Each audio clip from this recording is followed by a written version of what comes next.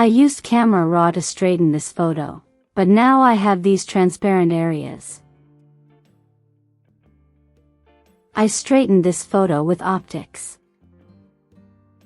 And I made manual adjustments in the Geometry panel. You will find the Generative Expand option above the Geometry settings. You get 3 different variations. If you don't like any of them, you can generate again. You have 3 new results now.